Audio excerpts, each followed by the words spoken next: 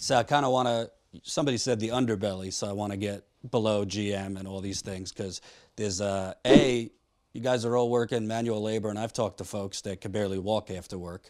So you got the pain you're in. What we've been talking about already seems like an intentional strategy on the parts of the big three automakers to divide and conquer their workers, pit temporary workers versus full-time. There's different tiers. It's all very complicated, but essentially what it seems like is they're trying to buy out, lay off full-time workers with benefits, pensions, couple decades on the job, so that they could bring in more temporary workers and just squeeze every last ounce out of the orange. But talk about some of the issues that don't get covered in these automated plants, because you have from intimidation by white collar onto blue collar. I know there's harassment issues, so if anyone wants to touch on those things. I most definitely want to bring up some issues that we have locally, and it's not just local to my facility. I think it's local across the board. And that has a lot to do with work rules as it governs in the plant. If you look at the last few local elections, and I'm talking about the folks that's locally stewards, committeemen, presidents at each individual local that supports the whole concept of the union and international. Over the last couple of years has been very contentious. And it almost seems from the outside looking in infighting amongst union. But when you really take a step back and look at the whole picture and you notice it's happening everywhere across the board, you have to ask yourself why and how did this happen? As a counterpart to me stated earlier, the company is behind a lot of this.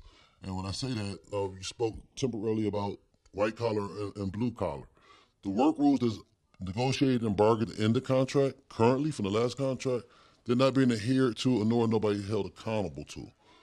We do have a process called a grievance process that union officials work through to elevate things through the food chain. But this next contract coming up, I think a focus has to be on not only financial gains, because we lost a lot over the years, cost of living and things of that nature, but I think it has to be a strong structured guideline on how workers are treated inside the plant. It's one thing to make good money, decent money in these plants, but it's just ridiculously if you go to work making good money and you're being treated at a lower level of respect. The young lady sitting here next to me is a prime example where a blue-collar manager have made some sexual advances unwanted to her, non-consensual. It was verbal, but now let her speak for herself. But her one case speaks to many, many cases. And these cases have been brought up through the ranks on management side. And the simple thing is stop letting this lady become a victim every day. Just move them. Until investigation is done, we're not saying terminate them. We just say move them. And it hasn't happened yet. And so every day she's come in, she's a victim. And that's when I speak to the rules within the plant, because those rules that management, that's negotiated between union and management, needs to be adhered to on both sides. Now, if the roles were reversed, and not just on sexual, but something as minute as you weren't on your workstation when the vehicle came past, they're automatically jumped to immediately 30 days off. 30 days off, go through, let your union fight for you. Because they know the grievance process. It takes some time. There's different steps to it. But something as serious as sexual harassment, and I'm going to let her speak for herself, you can't simply move them from one building to another.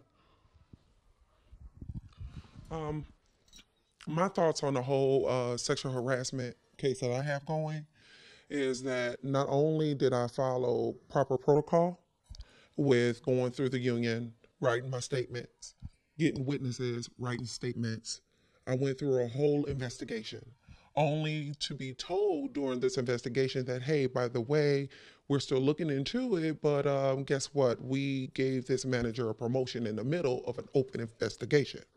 So not only did you take him from being overproduction, you put him into a more open role where he has free travel, not to just my area, but throughout the whole entire plant.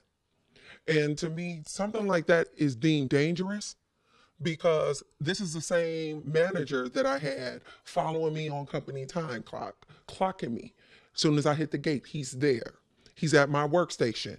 He's snapping pictures of me, doing my job. I went through all of that. You follow what I'm saying? And still being told that with the first case that I had against him, oh, well, we closed that we have an open, I have another one now that's open that is still lingering in the air. But I'm saying to say it's just a lot of unjust being done, because if the shoe was on the other foot and I harass him, or I've been out. No doubt about it. No questions asked, no nothing. You talk to your union and we'll deal with you when we can. So I'm having a hard time following management and looking for them to protect me and do the right thing, to do what they know is right. So I have to lean on my union to say, hey, I need you guys to help me and have my back and fight for me, because I'm fighting for myself. And I know that what's being done to me is wrong, because this is the same manager that was told to stay out of my area, keeps coming in my area, keeps intimidating me, keep harassing me, and I'm still stuck in the same position. So I wanted to get closer to that. I mean, you don't have to go into full detail if you're not comfortable, but I would assume that there's kind of a boys will be boys mentality at a lot of these plants. We're seeing across the country, across the world actually, women coming forward to, against men, whether it's assault, harassment, inappropriate verbal talk. Is this something that you know of that happens a lot in Fiat Chrysler or other plants, or as far as you know, this is only happening to you? And if you has it been in addition to pictures, verbal things this manager says? Can you kind of talk more in detail? Well, when you speak on boys being boys, that kind of behavior is acceptable when you're a young kid and you don't know any better. So you would have someone intervene and say, hey, that's not right what you're doing. You need to stop.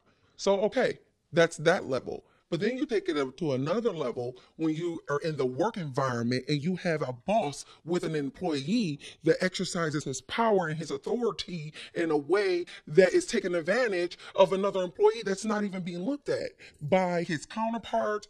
Only people that's looking at this and saying, hey, what's happening in this area is wrong is the union. You follow what I'm saying? Because you have his bosses and his direct team that provides protection for him, protecting him. Not only protecting him, but giving him promotions in the middle of an open investigation. So when you want to speak on sexual harassment, I'm going to speak on my case personally, because I'm feeling very, very strong about my case. Because every time an incident has happened, I reported it. I wrote it up. I went in front of whoever I needed to, and I handled it the way I needed to. But the outcome of it is not an outcome, because I'm being told, hey, we're looking into it. I had the first case against this manager that was open 8 months, almost 9 months, only for me to get back to work, for them to tell me, hey, we typed up a letter for you back in December that I didn't get served until late January of this year, saying, hey, your case is closed. Your first case is closed. No one notified me prior to that. No one said nothing to my union staff or anything prior to that sit down. So when me coming forward today and being comfortable with where I am and how I feel about what's happening to me, because I know what's happening to me is wrong. It's wrong. And if it wasn't wrong, we wouldn't be sitting here having this conversation right now. And I want to piggyback on that. And she's just one case of many. And when I say one case of many, there's the sexual harassment, there's the verbal abuse.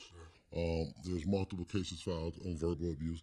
And the only thing the union is doing is following the process that's outlined in the contract, the grievance process, the investigation process, things of that nature.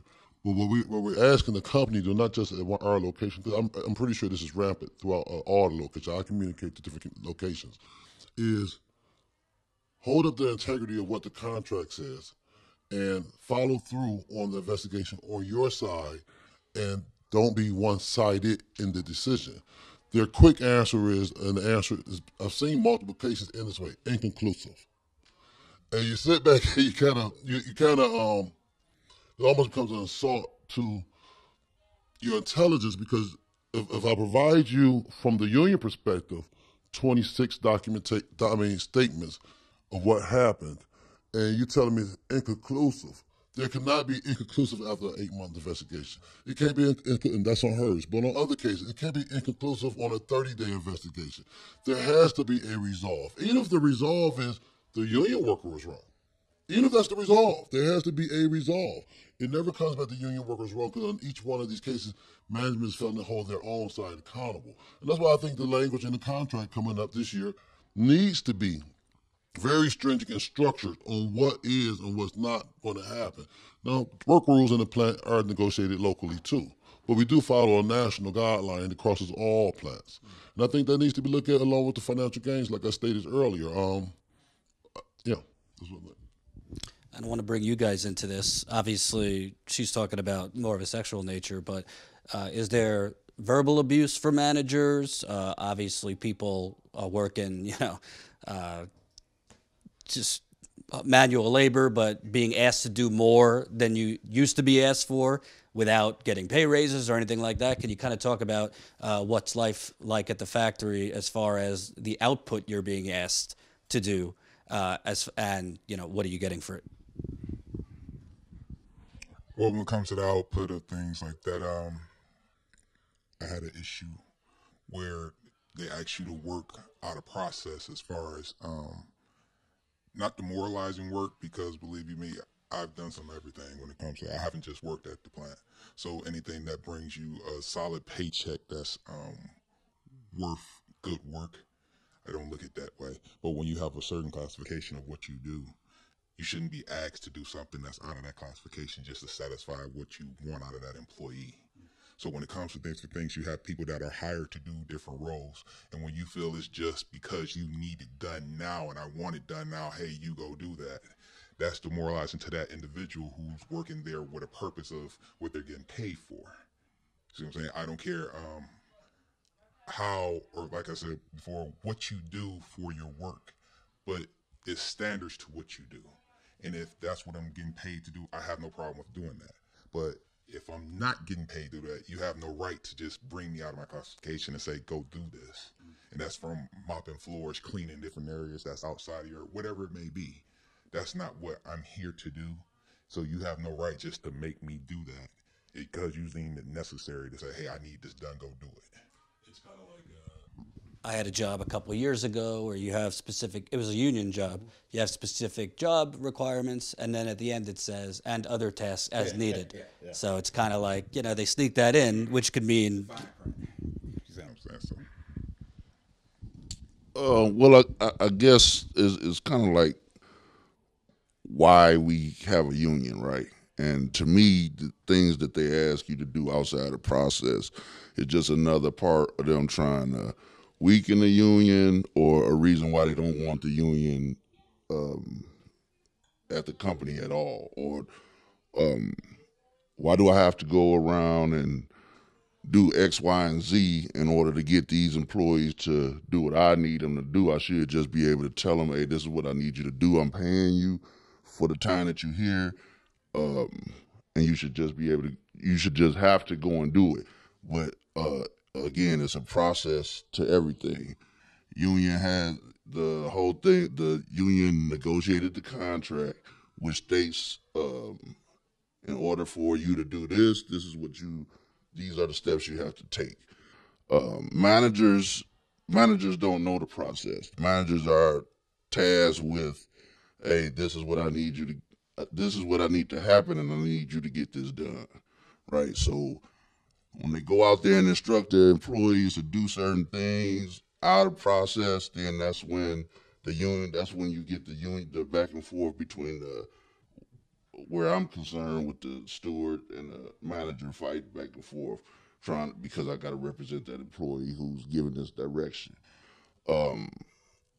It's petty, if you ask me, but it's kind of like that's the job that I signed up for.